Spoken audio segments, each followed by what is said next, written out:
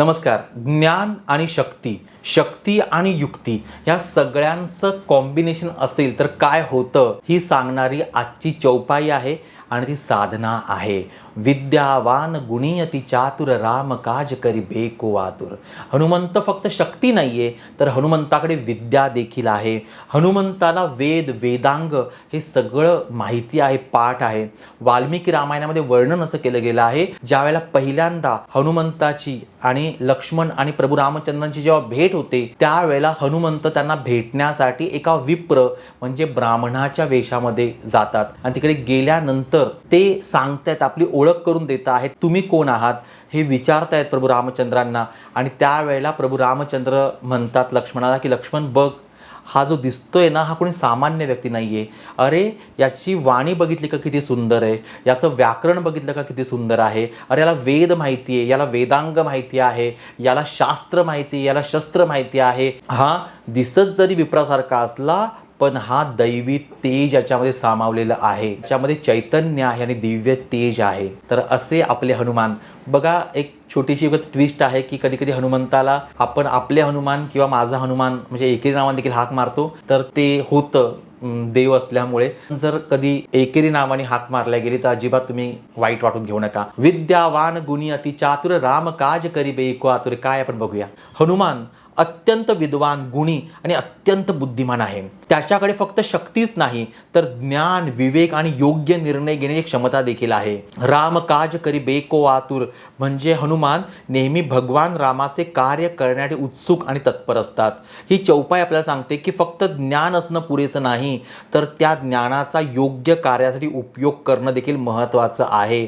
हनुमंताचं जीवन म्हणजे ज्ञान, सेवा आणि समर्पण याचं अद्भुत उदाहरण आहे. ही साधना कशी करायची आहे तर ही साधना बुद्धी वाढवणारी आहे. बुद्धी आणि एकाग्रता वाढवण्यासाठी रोज सकाळी अभ्यास करण्यापूर्वी, कामावर जाण्यापूर्वी, काम सुरू करण्यापूर्वी तुम्ही ही चौपाई मोठ्याने 11 वेळा म्हणायची आहे. मनात संकल्प करा की हनुमंताची बुद्धी आणि विवेक माझ्या जीवनात जागरूकता आणत आहे. ही साधना विद्यार्थ्यांसाठी आहे, शिक्षकांसाठी आहे, निर्णय घेणाऱ्या सर्वांसाठी अत्यंत उपयुक्त आहे. कामात उत्साह वाढण्यासाठी ही चौपाई काम सुरू करण्यापूर्वी आपल्याला 7 वेळा मोठ्याने म्हणायचे.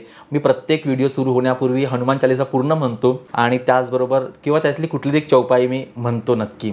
यामुळे मनामध्ये प्रेरणा आणि ऊर्जा निर्माण होते. सेवाभाव वाढवण्यासाठी डोळे बंद करून हनुमंताचं स्मरण करा आणि ही चौपाई 5 वेळा म्हणा. मनात संकल्प करायचा आहे की माझ्या प्रत्येक कृतीत चांगुलपणा आणि सेवाभाव असू दे. हनुमंत आपल्याला शिकवतात खरी बुद्धिमत्ता म्हणजे फक्त ज्ञान नाही तर त्या ज्ञानाचा योग्य वापर करून सर्वांचं कल्याण करणं आहे. आणि हे कल्याण करण्याची क्षमता, बुद्धी, इच्छाशक्ती हनुमंताकडे आहे. म्हणून हनुमंत प्रभू रामचंद्राचे अत्यंत प्रिय झालेले आहेत. अतिशय प्रभावी हनुमंताचं चरित्र आहे. आपण कधीतरी हनुमंताचं चरित्र बघूया, पण याच्या माध्यमातून देखील आपल्याला दिवसेंदिवस हनुमंताविषयी अधिक प्रेम, अधिक भक्ती वाढत चाललेली आहे.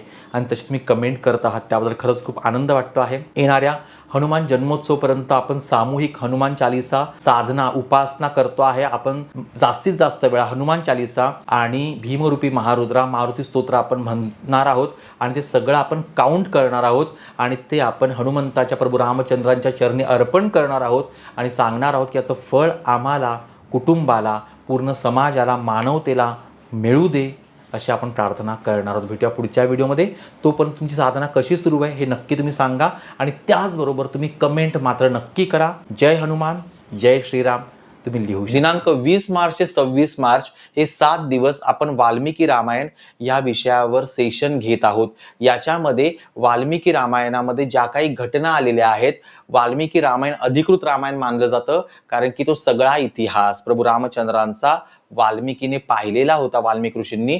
त्यामुळे तर हे आपण सेशन घेणार आहोत, निरूपण असणार आहे आणि त्याचबरोबर हे सेशन आपण गदी माडगुळकरांच्या गीत रामायणाच्या माध्यमातून पुढे घेऊन जाणार आहोत. तर या सेशनसाठी तुम्ही लवकरात लवकर ॲडमिशन घ्या. सशुल्क आहे पण फी कमी आहे. तुम्हाला एक वेगळा अनुभव पाहायला मिळेल आणि हे 7 दिवस आपले राममय होईल आणि पुढे आपल्या जीवनामध्ये खरंच राम निर्माण होईल. असं हे सेशन असणार आहे, असं हे निरूपण असणार आहे. धन्यवाद.